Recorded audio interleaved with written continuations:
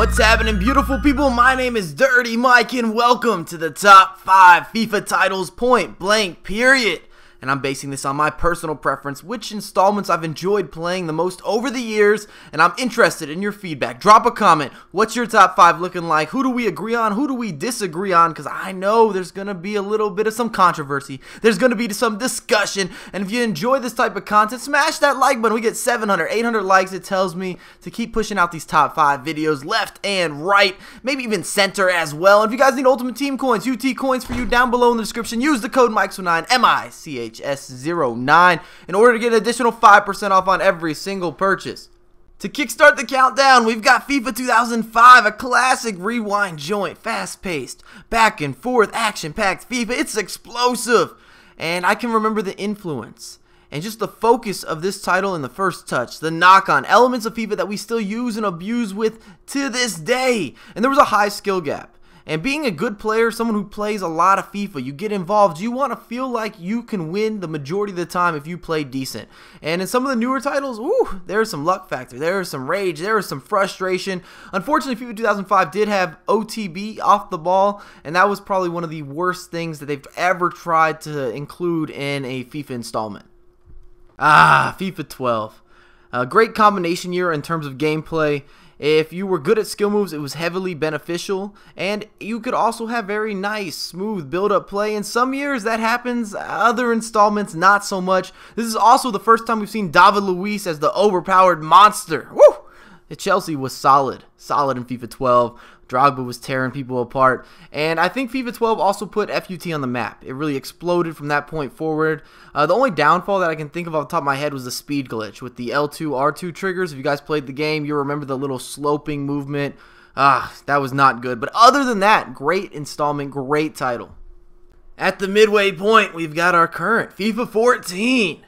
And it looks lovely. There's more realism, the player movements, the shooting mechanics, the way they switch the pitch, beautiful.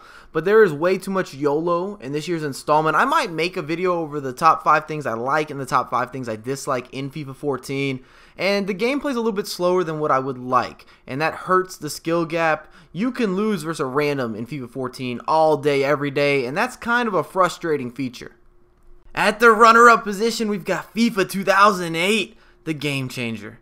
And that's because this was the first true next-gen title coming from the Xbox to the 360 or the PS3, and it was the first time we had full skill moves. You could go any direction. You had the fake shot, you had the body feint, you had step overs, roulettes, all of the above. Very attacking gameplay, easy to finish. You had custom options, which was new to FIFA, and this was before it got bad. People weren't abusing all these new custom features. They were just trying out new things. It was the first year that we really had options to move players around, to do man marking, to have custom tactics, all sorts of new elements. It was a tourney-friendly game, and I just think it was a big step for the FIFA series. I highly recommend it. I had so much fun playing FIFA 08.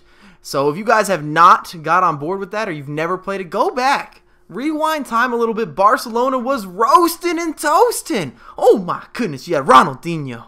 You had Eto'o, you had Henry, you had Messi. What else do you need? Topping the charts, we've got FIFA 2006, and this is a bit of a 2-for-1 title. And I don't think there will ever be a future installment that has this amount of balance. You could win via the wings, the middle, slow build-up, fast build-up, aggressive, defensive. It did not matter. If you were good at the game, whatever your play style, it could work for you.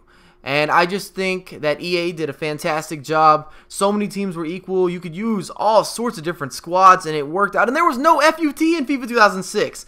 Had that ping-pong passing, that arcadey feel. The graphics weren't obviously as good as the next gen or where we're at currently, but I love that there was a big skill gap. So when I put in all this additional time and I learned new things about the game, you could see it. And the reason that I say it's a 2-for-1 title is because of the 2006 World Cup game. Oh my goodness, premium quality. You had special skill moves. You got Zidane wiggling and working, pulling off like double roulettes and all sorts of brilliant stuff. Ronaldinho was flip-flopping everywhere. It was a thing of legends. But if you guys enjoyed the video, drop a thumbs up, subscribe to my channel, follow me on Twitter at MICE09USA, and I have a lot more content come for you ASAP.